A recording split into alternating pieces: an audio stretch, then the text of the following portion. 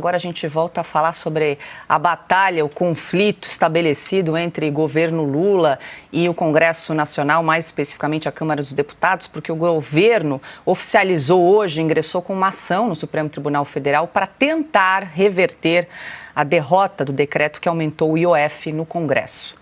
Segundo o advogado-geral da União, Jorge Messias, a decisão do Legislativo infringe a separação dos poderes e a legalidade tributária.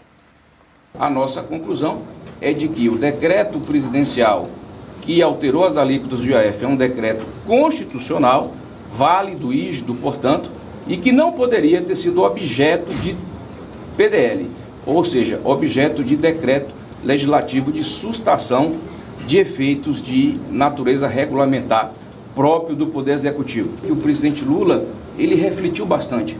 Essa é uma decisão madura, refletida e muito bem informada. Ela não é uma decisão adotada ali no calor da emoção, fruto de um embate político, não. Jorge Messias negou, no entanto, que o objetivo do governo, ao levar o tema ao Supremo, seja colocar em xeque as decisões do Congresso. O que nós estamos pedindo ao Supremo Tribunal Federal é uma ação declaratória de constitucionalidade em favor de um ato produzido pelo presidente da República. Nenhuma maneira, de nenhuma forma, nós estamos, neste momento, colocando em xeque digamos assim, a interação sempre bem-vinda e necessária com o Congresso Nacional. Durante a entrevista à repórter Sara Pérez, o líder do governo na Câmara, o deputado José Guimarães, comentou a judicialização do aumento do tributo. O senhor disse que, para o senhor, pelo que sentiu, é uma questão superada. Mas é um pouco prévio para se dizer isso, considerando que assim, a casa está esvaziada, tem poucos parlamentares. O governo não espera uma reação mais forte vinda da oposição diante desse cenário de judicialização do IOF? Veja bem, a Câmara não foi pedir permissão ao governo para votar o IOF no decreto legislativo. Nem o governo podia pedir autorização à Câmara para governar naquilo que preceitua a nossa Constituição. Portanto, é uma construção que nós temos que fazer. A Câmara tomou uma decisão, o governo tomou outra. E agora eu acho que é hora de sentar e conversar e convergirmos para votarmos essas matérias que são mais importantes para o país. E deixa o Supremo decidir.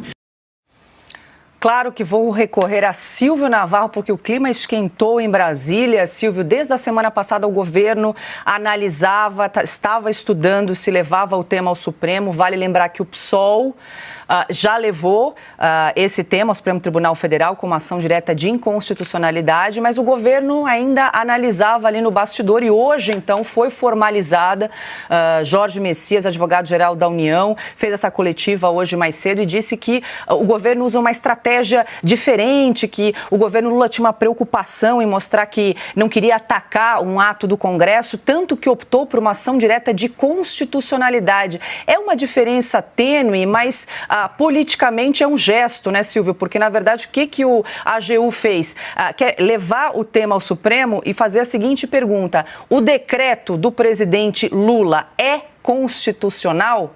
Já o que fez o PSOL levou o tema ao Supremo fazendo a seguinte pergunta: a iniciativa da Câmara de derrubar o decreto é inconstitucional? Na verdade, o resultado vai ser o mesmo, mas cada um optou por um caminho diferente. Claro que tem um gesto político muito forte. Quero ouvi-lo a esse respeito, Silvio. Não, nem precisava, Paula. A tua análise política está perfeita, é exatamente isso. O que eu acrescento? Bom, primeiro, olha, a postura do advogado-geral da União, sambando ali, falando coisa com coisa. A fala do José Guimarães, que é o líder do governo nessa hora, respondendo a nossa repórter. Alguém conseguiu entender o que ele quis dizer? Eu só consegui entender a última frase. Vamos deixar o Supremo decidir. É exatamente isso. Vamos judicializar, vamos jogar para o Supremo Tribunal Federal, porque a gente não consegue fazer o jogo da democracia. A democracia que é feita no parlamento, essa já foi embora. Essa daí a gente já perdeu. Esse é o diagnóstico de um governo que acabou. um governo que acabou no parlamento. Nós escrevemos isso, Paula, se tivermos a oportunidade de mostrar a reportagem desta semana da Revista Oeste, o Congresso humilha Lula, porque foram 383 votos e o governo não conseguiu colocar 100. O governo não conseguiu colocar a sua base em campo, não conseguiu escalar o seu time, porque a base nominal do governo, ela bate em 130, às vezes um pouquinho a mais, um pouquinho a menos, mas o governo não conseguiu colocar a sua base no plenário. O PDT, que está insatisfeito por conta da demissão do ministro Carlos Lupe, no escândalo no coração da Previdência Social, o escândalo do INSS, não apareceu. O PSB não votou. Hoje, o que tem de governo é o PT e o PSOL, mais nada. A Rede de Sustentabilidade também não chega a meia dúzia de deputados. Ou seja, é um governo que não tem argamassa para votar nada. Precisa do Centrão. E aonde é que a equação termina? O Centrão não vai com o Lula em 2026. Nós temos batido nessa tecla há algumas semanas, trouxemos números na reportagem, números nos comentários na semana passada. Vejam vocês, hoje, o que é a esplanada dos ministérios formada pelo Centrão? É Republicanos, PSD, o PP, que é o Partido Progressista, o Progressistas e União Brasil, sobretudo eles. O União Brasil está num processo de fusão com o PP, será União Progressista, vai ser a maior força política do ponto de vista de musculatura no Brasil, em Brasília, mas também no Brasil. Vamos a números. Ó, se a minha memória não me trair aqui, a reportagem que a gente publicou nessa semana, antecipando, quem é assinante da Revista Oeste teve acesso a tudo isso primeiro. Vamos lá. Nós estamos falando de 20% mais ou menos do Congresso Nacional. Estou fazendo uma conta rápida. 109 deputados, que é a soma da bancada do PP com a União Brasil, 14 senadores, 6 governadores, 1.400 prefeitos, 12 mil vereadores. Isso daí é a maior força política do ponto de vista de Brasília e na capilaridade, nos municípios. Vamos passar agora para o segundo ponto, que é o PSD. O PSD e os republicanos, eles estão negociando o governador de São Paulo, a figura do governador Tarcísio de Freitas. Porque se o Tarcísio for candidato à presidência, hoje ele é do Republicanos, que aliás é o partido do Mota, do Hugo Mota, presidente da Câmara. Muita gente vai com ele e o PSD do Kassab quer ir com ele. Hoje tem o vice-governador de São Paulo, Felício Ramute. Então, assim, para mostrar mais ou menos como é que funciona o jogo, sem contar os outros governadores do Centro-Sul. Todo esse centrão já desembarcou do governo Lula. O que ainda resta está apenas esperando abril do ano que vem ou vai sair no segundo semestre. A nossa reportagem tem declarações do vice-presidente do União Brasil, ACM Neto, que será candidato ao governo da Bahia, tem declaração do presidente do PP, Ciro Nogueira, dizendo: eu não vou com Lula, nós vamos sair antes. Então, o jogo da Câmara está jogado. Não é o Hugo Mota que é herói ou virou herói do dia para a noite. Não. É simplesmente a aritmética de Brasília. E é assim que acontece um ano antes da eleição. Quem acompanha a política sabe disso muito bem. Um ano antes da eleição, todo político, o Augusto vai concordar ou acrescentar, todo político pensa na própria sobrevivência eleitoral um ano antes da eleição.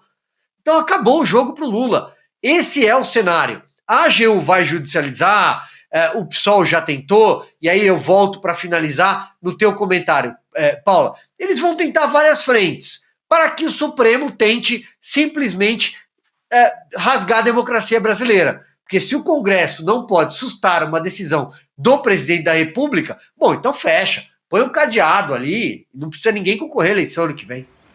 Augusto, pegando o gancho, o Silvio trouxe esse cenário político de desembarque de boa parte do centrão do governo Lula, inclusive trouxe a reportagem que nós publicamos essa semana na Revista Oeste. É sempre importante a gente fazer o link com o noticiário diário do Sem Filtro, com a nossa revista semanal, que traz aí um panorama dos assuntos mais quentes da semana. E o Silvio trouxe, e foi muito feliz no tema da reportagem, o Congresso humilha o governo, Augusto, e agora o governo quer arrastar o Supremo para essa humilhação, para essa briga, para essa derrota.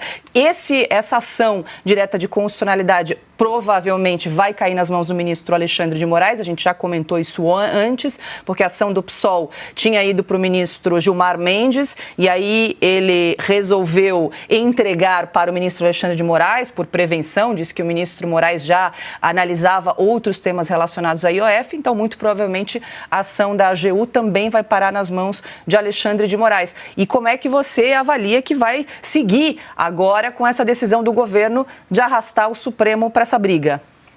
Bom, ao dizer que o Supremo não é ativista, que o Judiciário não é ativista, político, o Alexandre de Moraes devia ser punido por desinformação. Ele devia se incluir no processo que ele conduz. Mais um, como não é? Isso aí é uma afronta a um poder que deveria ser independente. E está agindo com independência e provoca esse tipo de reação. Um deputado que perde, é um voto derrotado, ele vai ao Supremo. E o Supremo aceita qualquer coisa. E ainda entrega para o Alexandre de Moraes. O negócio é o seguinte, o ativismo está configurado aí. Agora, vê a turma que está agindo, né? Quer dizer, realmente, se você falar os nomes em voz alta, parece chamada no pátio do presídio. Porque você tem Boulos é o homem que está agindo. Aí aparece para falar em favor do PT, o patrão daquele assessor que inventou a cueca cofre. O sujeito foi pego aí no aeroporto com pilhas de dólares, euros, ali na cueca. Na cueca, é o líder. É um grande nome do PT, essa turma aí que está acostumada a fazer política, esses já podem se aposentar como políticos. Eles sabem que a derrota imposta pela imensa maioria do Congresso na semana passada ao governo vai se repetir. A campanha começou. E o Supremo já vai dando sinais de que pretende agir politicamente como fez em 2022. Repito, eles podem estar otimistas aí, mas não vão reprisar a atuação, não. Não vão, porque a maioria é muito grande no Congresso e fora do Congresso. A maioria formada pelos que se opõem ao que andam fazendo o governo e o seu consórcio, que inclui o STF. E a imprensa estatizada.